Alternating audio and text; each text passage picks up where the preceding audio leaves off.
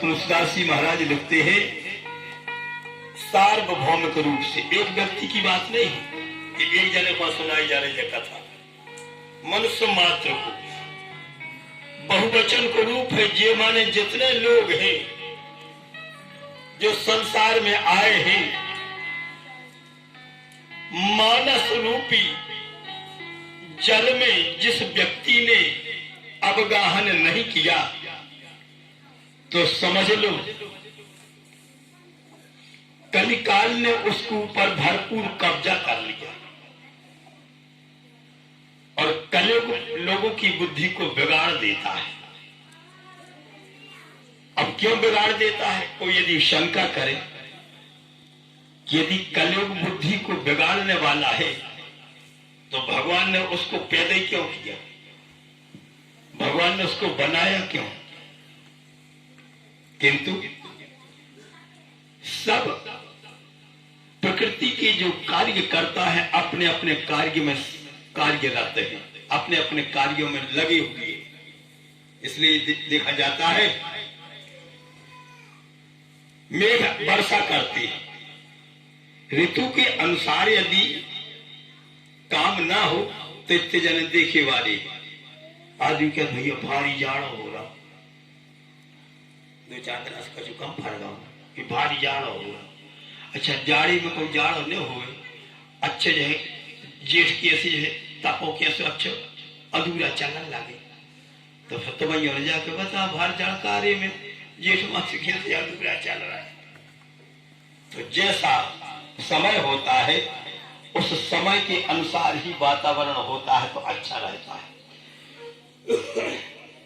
शीतकाल के समय में ठंड होना अति आवश्यक है, गर्मी में गर्मी होना अति आवश्यक है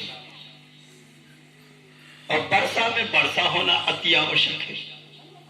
ठीक इसी प्रकार से जिस समय हम और आप जहां राम कथा होती है, भगवान की पावन यहाँ पर कथा विराजमान होती है, उस जगह पर हमको आपको परम आनंद की उपलब्धि होती है, परमानंद की प्राप्ति होती है।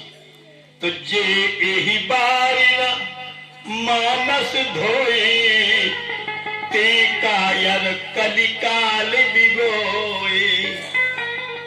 भक्ति रूपी जल में जिसने अवगाहन न किया, जिसने अपने को यहाँ पर आनंद मग्न नहीं किया, तो समझ लो वह व्यक्ति कलिकाल के कोठार में फिसले जा रहा है।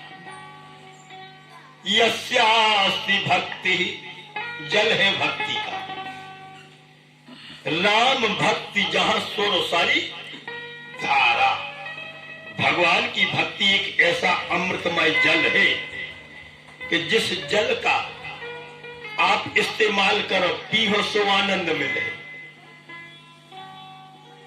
उसमें आप स्नान करोगे तो भी आनंद मिलेगा और उसका स्पर्श करोगे तो भी आनंद मिलेगा।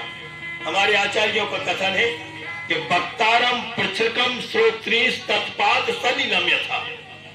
जैसे गंगा जी का जल पान करने से फल मिलता है, जैसे गंगा जी के जल में स्नान करने का पूर्ण फल प्राप्त होता है, और जैसे गंगा जी के